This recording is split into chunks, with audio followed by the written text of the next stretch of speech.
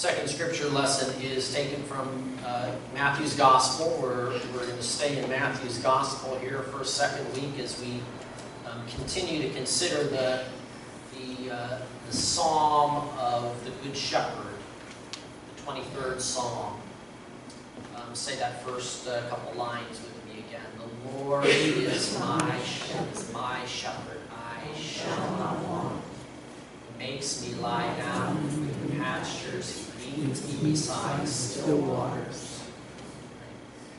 Job didn't sound like he's setting by still waters, green pastures, does he? He sounds like a man who is longing for the Good Shepherd to show up.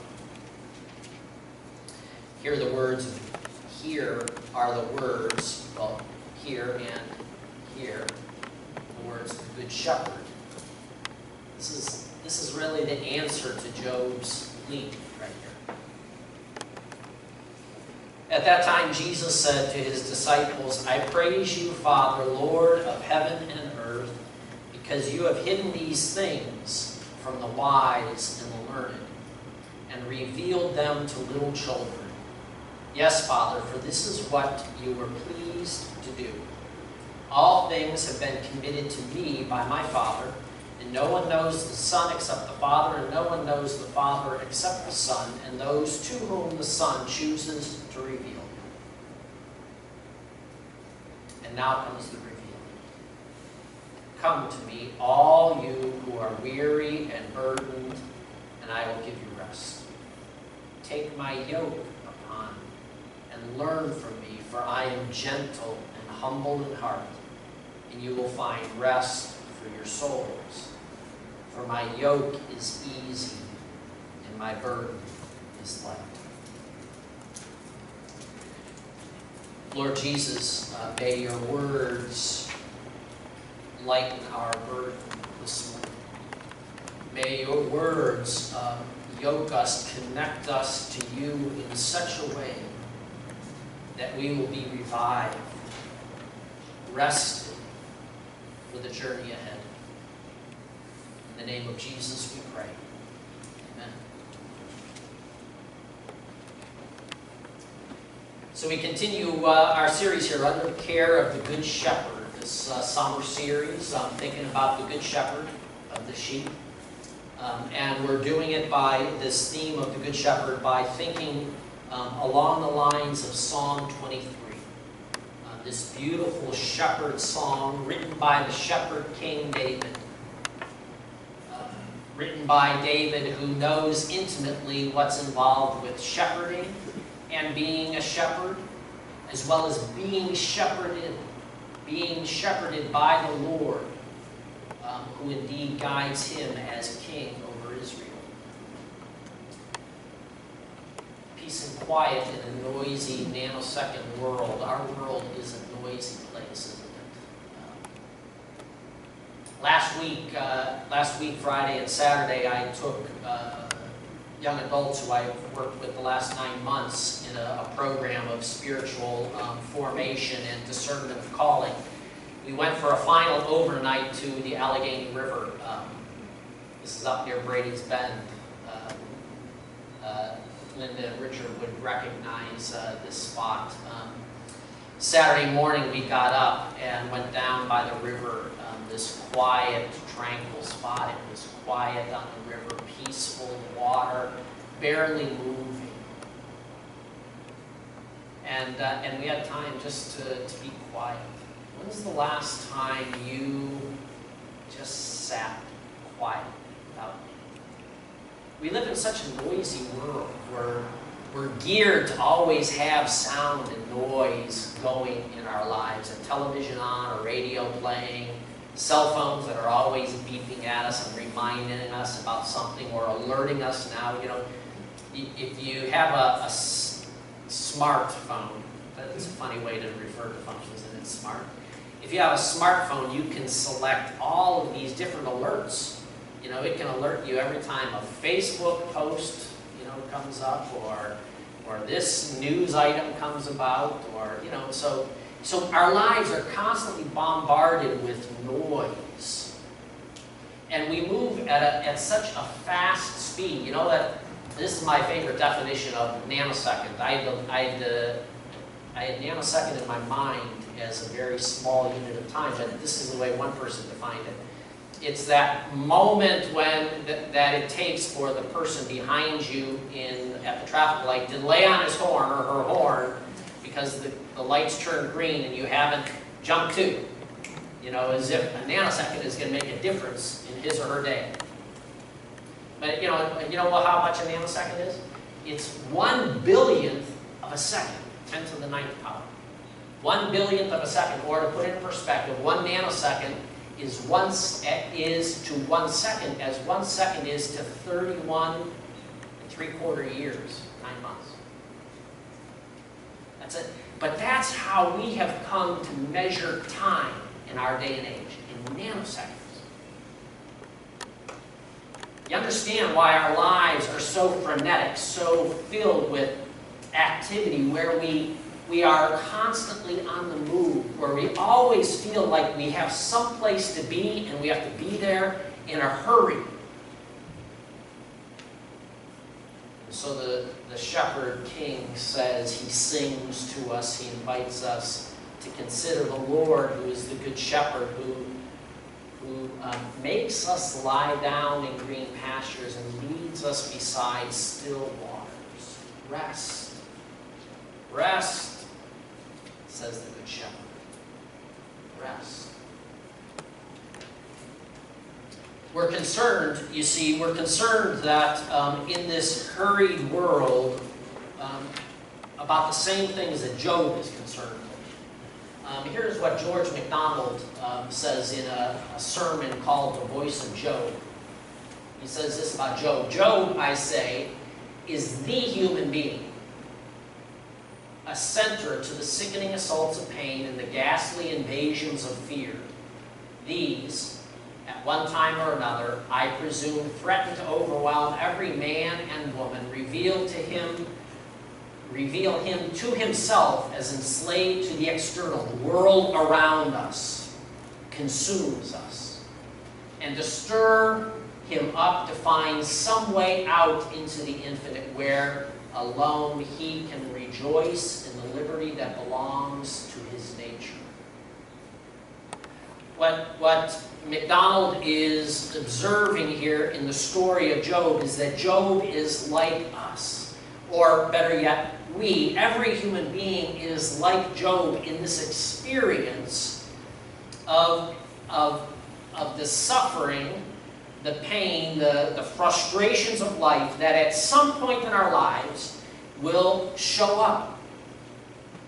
And the temptation then to think that somehow we can deal with those frustrations by pursuing the world's remedies. And in our world, it is live faster.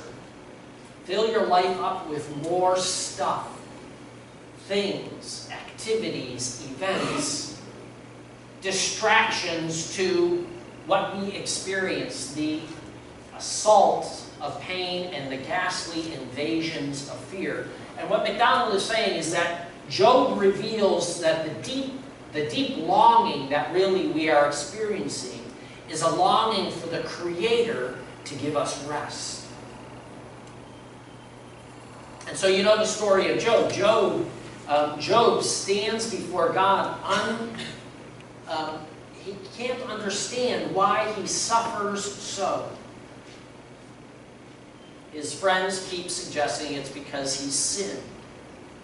And yet Job knows, he has an inclination deep in his heart that if he belongs to God, then his life ought to be filled with peace and blessing. Not because he deserves it, but because God has promised it. And so he can't make sense out of it. And I have a feeling that we are the same way. We can't oftentimes make sense out of the frustrations we experience in life. The assault of pain and the ghastly fears that we face. And yet we're tempted to pursue the route that our culture suggests. Madison Avenue, kind of known, it has come to sum up the story that our culture tells us over and over and over again about how to remedy or keep at bay, to hold at an arm's length those ghastly fears and that assault of pain, the suffering, the frustration, the finitude of our life. Madison Avenue tells us a different story.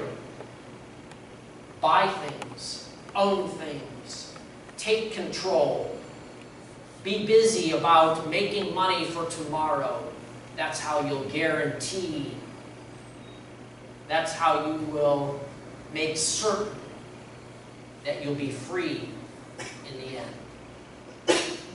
Job knows that this is a mistake, right? He knows it because he says, look,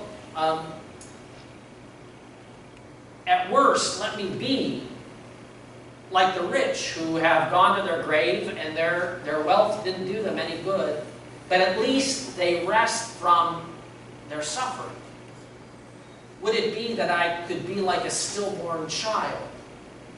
At least I would be free of my suffering. The lies of Madison Avenue hold no hope for us. It holds no hope for us, but the Good Shepherd extends his call. He speaks our name, right? The Lord is my shepherd. He knows our name and he invites us. He invites us, calls us to come to green pastures, to come beside still waters. We have visions, oftentimes, I think, of shepherds in our context, in our American context, as these vast, green, open spaces. You know, the shepherds that David has in mind, that are common to Jesus' time, had very little green ground to deal with. They led their flocks oftentimes out of the city early in the morning, and they weren't leading them out into a lush, wide-open valley or pasture land like we would find in our Midwest. They were leading them through the rocky crevices and ravines to that lone place where that they knew that they would find, where there would be green pasture for the sheep to graze. They knew where the still quiet water, that one spot where the water would be quiet enough for the sheep to feel safe to come and to drink. The Good Shepherd invites his sheep to follow after him. This is, Ken Bailey observes this. He says this, look, when we read, he makes me lie down in green pastures, he leads me beside still waters. You don't make sheep lie down, lay down. You don't make them do it. They do it when? When they've had their fill of food and water and they feel safe. Then they lay down and they rest. When the shepherd, in other words, when the shepherd has come through in providing what they need, they feel at rest, they feel secure. Imagine David, who gives pen to this song.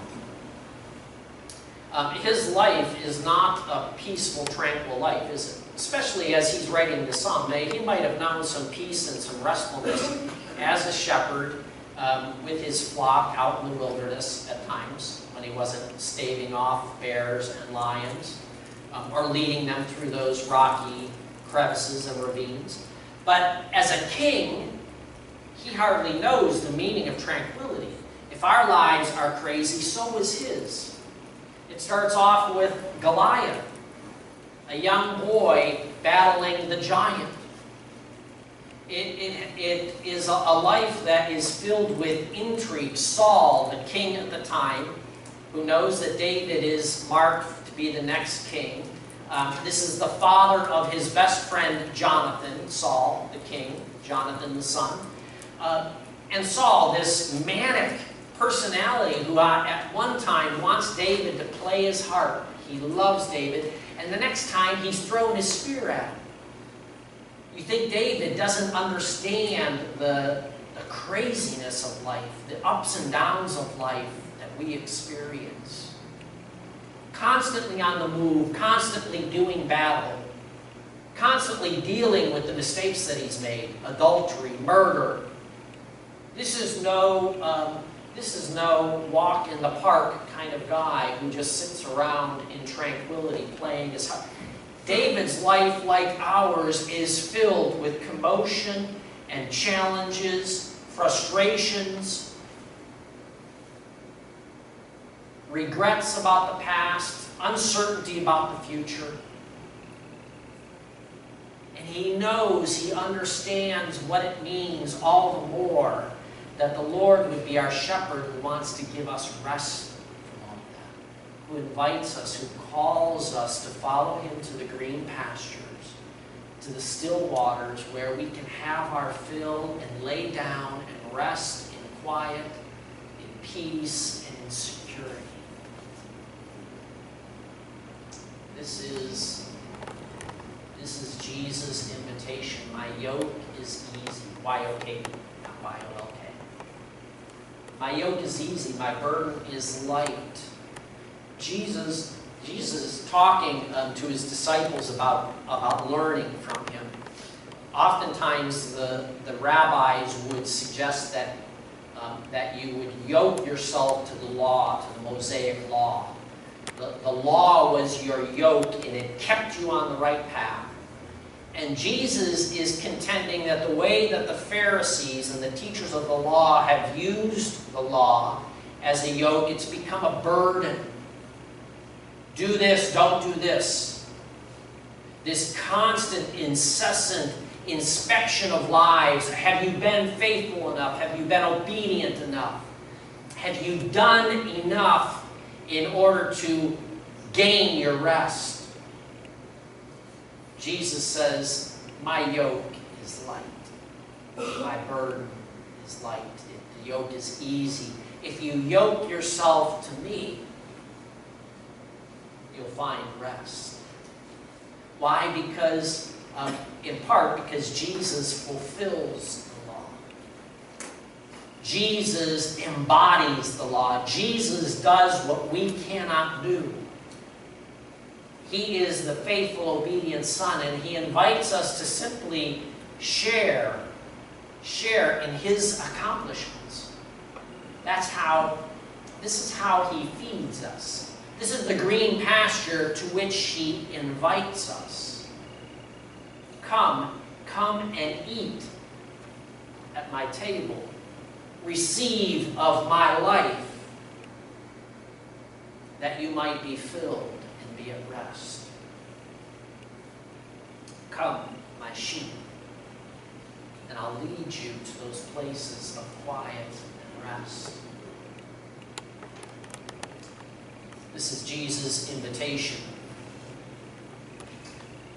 Jesus who says what David envisioned, what he anticipated in Psalm 23, what Job longed for, what Job prayed for, what Job gave expression to as he even contemplated that he would have been better as a stillborn, of never having been born, of never having seen light of day, because of the dissonance involved with being assaulted with suffering and frailty of life. Jesus says, I've come to answer all of that. And he invites us, he welcomes us to come to green pastures and still waters and find rest. Rest, my friends, is essential for us. Rest, that is resting secure, finding that time and that place of being quiet and being fed and filled by Jesus. My invitation to you this week is to dwell on that invitation a little bit. Come back to this verse 2 of Psalm 23 throughout the week. Come back and hear Jesus' invitation there. Come to me, all who are weary and heavy laden. And that's all of us. There isn't anybody here who's not weary and heavy laden. I am, each one of you are. It might be different things that burden us, but we all are weary and heavy laden. And Jesus' invitation is come. Dwell on that this week. And find times for Jesus to fill you. Pause in your day. Morning, afternoon, evening. Sometime in your day, take pause to be quiet and still. And let Jesus invite you to rest secure in Him. That invitation He makes it graciously, freely. His yoke is easy. His burden is light. Lord in heaven, we ask that you would lighten our burdens, take our burdens from us, that we might see you and know your rest. Be at work in us, that we would not despair like Job, but we might know the goodness of seeing your face and experiencing the power of your living Spirit within us. Fill us, Lord Jesus. Fill us today and tomorrow and the next, that we might know your life and live it ourselves. In the name of Jesus we pray. Amen. Book of Revelation, chapter 7, verses 16 and 17. Yes, sir. They shall hunger no more, neither shall they thirst anymore. Preach, preacher. For God shall wipe away, yes, sir, every tear from their eye. Yes, sir. Get ready for the revolution. Come on.